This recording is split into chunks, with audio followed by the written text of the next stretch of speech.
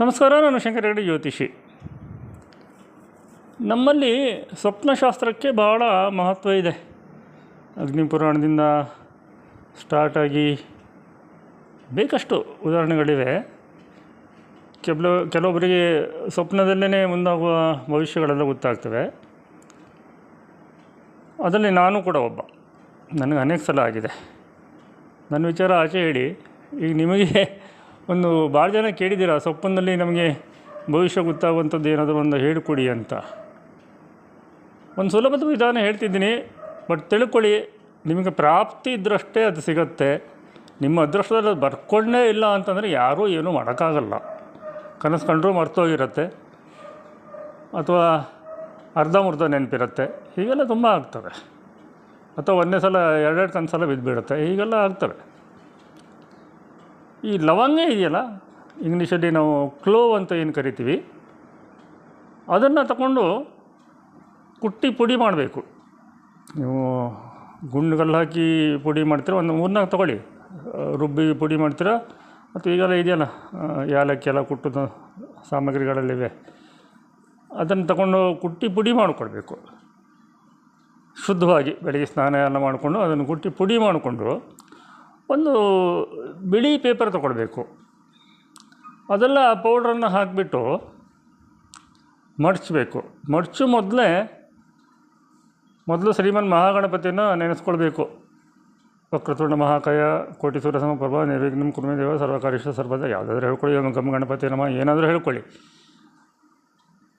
ಎಲ್ಲ ನಿರ್ವಿಘ್ನ ನಿವಾರಣೆಯಾಗಿ ನನಗೆ ಸ್ವಪ್ನದಲ್ಲಿ ಇಂಥ ಒಂದು ಪ್ರಶ್ನೆಗೆ ಉತ್ತರ ಬೇಕು ಅಂತ. ಇದು ಪದೇ ಪದೇ ಮಾಡೋದಲ್ಲ, 1-2 ಸಲ ಮಾಡ್ಬೋದು ಲೈಫಲ್ಲಿ. ಆಪತ್ಕಾಲದಲ್ಲಷ್ಟೇ ಮಾಡುವಂಥದ್ದು. ಮತ್ತು ಎಲ್ಲ ಸಲವೂ ಆಗೋದಿಲ್ಲ. ಮೊದಲನೇದಾಗಿ ಹೇಳ್ತಿದ್ದೀನಿ, ಎಲ್ಲ ಸಲವೂ ಆಗೋದಿಲ್ಲ. ನಿಮ್ಮ ಹಣೆ ಬರ ಸರಿ ಇಲ್ಲ ಅಂದರೆ ಆಗೋದಿಲ್ಲ. ಅರ್ಧಮುರ್ಧ ಆಗುತ್ತೆ ಕೆಲವೊಂದು ಸಲ. ಕೆಲವೊಬ್ಬರು ಅದೃಷ್ಟ ಚೆನ್ನಾಗಿದ್ದರೆ ವಾರಗಟ್ಲೆನೂ ಸರಿಯಾಗಿ ಬಂತು, ಹೇಳೋಕ್ಕಾಗಲ್ಲ. ಬಟ್ ಕೆಟ್ಟದಕ್ಕೆ ದಯವಿಟ್ಟು ಬೆಳೆಸ್ಬೇಡಿ. ಬರೋದೂ ಇಲ್ಲ ಕೆಟ್ಟದಕ್ಕೆ. ಸಾಮಾನ್ಯವಾಗಿ ಕೆಟ್ಟದಕ್ಕೆ ಬಂದ್ರೂ ಎಲ್ಲೋ ಒಂದು ಸಲ ಬರ್ಬೋದೇ ಬಿಟ್ಟರೆ ಮತ್ತೆಲ್ಲ ಬರೋದಿಲ್ಲ. ಆಮೇಲೆ ಅದಕ್ಕೆ ಡಬಲ್ ತಿನ್ಕೊಂಡು ಹೋಗುತ್ತೆ ಅದು ಬೇರೆ ಥರದಲ್ಲಿ. ಸೊ ಲವಂಗದ ಪೌಡ್ರನ್ನು ನೀವು ಯಾವ ಕೆಲಸ ನಿಮಗೆ ಸ್ವಪ್ನದಲ್ಲಿ ಆಗಬೇಕು, ನಿಮಗೆ ಈಗ ಮದುವೆ ವಿಚಾರ ಬೇಕಾಗಿದೆ ಅಂತ ಇಟ್ಕೊಳ್ಳಿ, ಅದನ್ನು ನೀವು ಶಕ್ತಿ ಪಂಚಾಕ್ಷರಿ ಮಂತ್ರದಿಂದ ಅಭಿಮಂತ್ರಣೆ ಮಾಡ್ಕೊಳ್ಬೋದು. ನಾನು ಇಲ್ಲಿ ಹಾಕಿದ್ದೀನಿ ನೋಡಿ ಮಂತ್ರಗಳನ್ನು. ಓಂ ಹ್ರೀಂ ನಮಃ ಶಿವಾಯ ಅಂದರೆ ಫಸ್ಟ್ ಗಣಪತಿ ಹತ್ರ ಪ್ರಾರ್ಥನೆ ಮಾಡಿಕೊಂಡು, ಮನೆ ದೇವರಿಗೆ, ಕುಲದೇವರಿಗೆ, ಗುರು ಹಿರಿಯರಿಗೆ, ತಂದೆ ತಾಯಿಗಳಿಗೆಲ್ಲ ನಮಸ್ಕಾರ ಮಾಡಿಕೊಂಡು ಒಂದು 21 ಸಲ ಓಂ ಹ್ರೀಂ ನಮಃ ಶಿವ ಅಂತ ಮಂತ್ರಿಸ್ಕೊಂಡು ಅದನ್ನು ಮಡಚಿಟ್ಕೊಂಡು ದಿಮ್ಮಿನಡಿಗೆ ಇಡಬೇಕು ರಾತ್ರಿ ಮಲಗೋಕ್ಕಿಂತ ಮೊದಲು. ಆಮೇಲೆ ಶುದ್ಧವಾಗಿ ಮಲಗಬೇಕು. ಈ ಸೆಕೆಂಡ್ ಕಾಲಿಗೆಲ್ಲ ಹೋದ್ರೆ ಸ್ನಾನ ಮಾಡಿ ಬರಬೇಕಾಗತ್ತೆ. ಫಸ್ಟ್ ಕಾಲಿಗೆ ಹೋದ್ರೂ ಸರಿಯಾಗಿ ಎಲ್ಲ ವಾಶ್ ಮಾಡಿಕೊಂಡು ಕೈಕಾಲು ಮುಖ ತೊಳ್ಕೊಂಡು ಮಲಗಬೇಕು, ಬೇಡ್ಕೊಂಡು ಮಲಗಬೇಕು.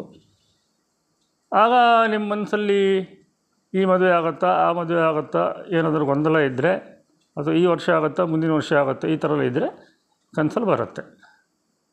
35% ಅಕ್ಯುರೇಸಿ ಮಾತ್ರ ಇದಕ್ಕೆ.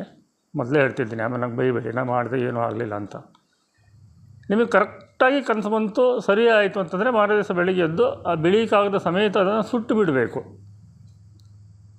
ಅಥವಾ ಒಂದು ದಿವಸ ಹಂಗೆ ಇಟ್ಕೊಳ್ಳಿ, ಮಾರನೇ ದಿವಸ ಅದು ಸರಿಯಾದ ನಂತರ ಆ ಒಂದು ಮೂಮೆಂಟ್ ಆಯಿತು ಅಂತ ಅನ್ನಿಸಿದ್ರೆ ಅದನ್ನು ತೆಗೆದಿಟ್ಬಿಡಿ, ಆಮೇಲೆ ಸುಟ್ಟುಬಿಡಿ.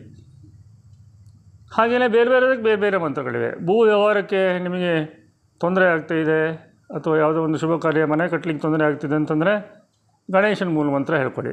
ಅದೇ ಇದನ್ನು ಇಟ್ಕೊಂಡು ಲವಂಗದ ಪೌಡ್ರನ್ನು ಇಟ್ಕೊಂಡು ಓಂ ಓಂ ಶ್ರೀಂ ಹ್ರೀಂ ಕ್ಲೀಂ ಗ್ಲೌಂ ಗಂ ಗಣಪತಿ ವರದ ಸರ್ವಜನಮಿ ವಶಮಾನೆಯ ಸ್ವಾಹ ಅಂತ ಒಂದು 21 ಸಲ ಮಂತ್ರಿಸ್ಬಿಟ್ಕೊಂಡು ದಿಮ್ಮಿನಡಿ ಹಾಕ್ಕೊಂಡು ಮಲಗಿ.